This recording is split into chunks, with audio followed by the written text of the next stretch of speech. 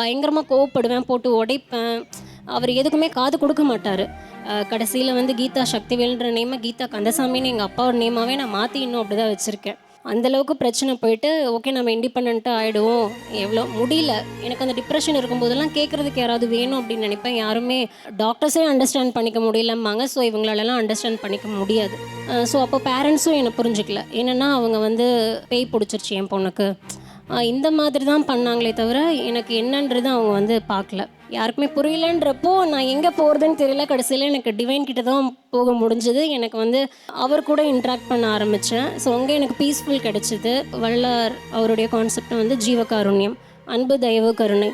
அன்பு காமிக்கணும், இறைவன் மேலே அன்பு காமிக்கணும், தயவு கருணையோடு இருக்கணும், பட் எதையுமே எதிர்பார்க்கக்கூடாது அப்படின்றத நான் அண்டர்ஸ்டாண்ட் பண்ணிக்கிட்டதுக்கப்புறம் என்ன பிரச்சனை வந்தாலும் உனக்கு பிடிச்சிருக்கா நீ வந்து பண்ணிக்கோ, உனக்கு வேறு லைஃப் வேணுமா நீ வேணால் போய் பார்த்துக்கோ, டிவோர்ஸ் வேணுமா நான் அதுவும் வந்து கொடுக்குறேன், இல்லை இப்போ வேண்டாம்மா பேரண்ட்ஸ் வந்து வருத்தப்படுவாங்களா, இல்லை அவங்களுக்கு அப்புறம் வேணும்னா வாங்கிக்கோ, எதுனாலும் ஓகே, என்னை மட்டும் ஃப்ரீயாக மட்டும் விட்டுரு, ரொம்ப டார்ச்சராக இருக்குது.